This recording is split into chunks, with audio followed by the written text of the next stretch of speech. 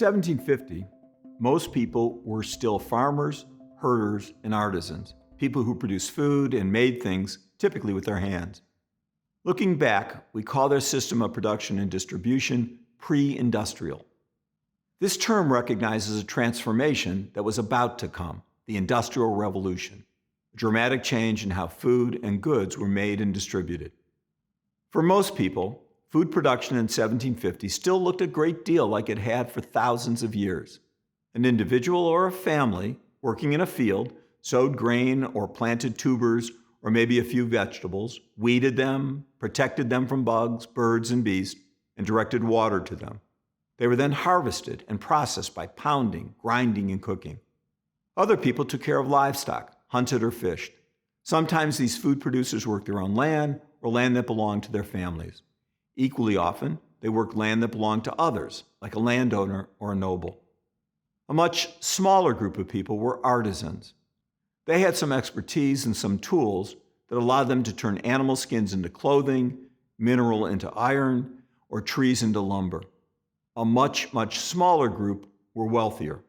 These people were merchants, nobles, or educated professionals of one sort or another.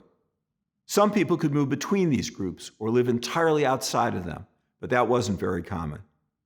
This isn't to say that no one had ever tried to make more goods for less money, or that production and trade hadn't changed at all for thousands of years.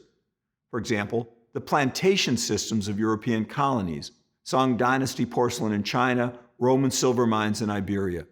These and many other earlier societies had developed new organizational techniques over several centuries to produce and distribute goods faster, better, and wider than before. But these were organizational achievements. They were improvements that used technologies that were only a little better than what came before. And they used the same energy sources, the sun, humans, animals, wind, and water. Beginning around 1750, however, the Industrial Revolution turned this system on its head. The use of chemical energy, from coal or later oil, to do lots of automated work very fast began the transformation that would lead to fewer and fewer farmers, herders, and artisans. Slowly, most people became workers. They worked in gangs or shifts in factories or on trains and steamships that transported industrial goods. Fewer people ate food they had produced themselves, buying it in a store instead. Fewer artisans existed to handcraft special tools or products, which were instead made in stages by dozens or hundreds of people working together. Of course, the changes created by the Industrial Revolution didn't happen everywhere overnight.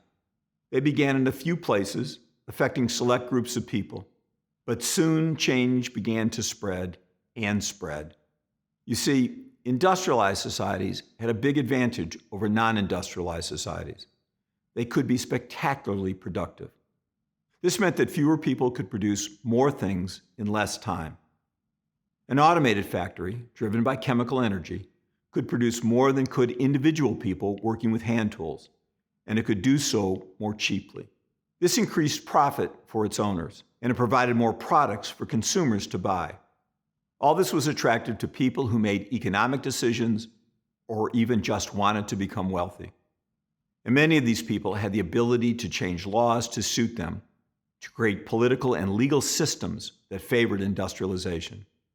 The Industrial Revolution created the world of our parents, grandparents, and great-grandparents, most of whom worked in mines and factories or on industrialized farms. Today, of course, things are changing again. Other revolutions are taking place. But our lifestyle remains in many ways an industrialized lifestyle. Understanding how that happened can help us to think about what it means to live with the Industrial Revolution today.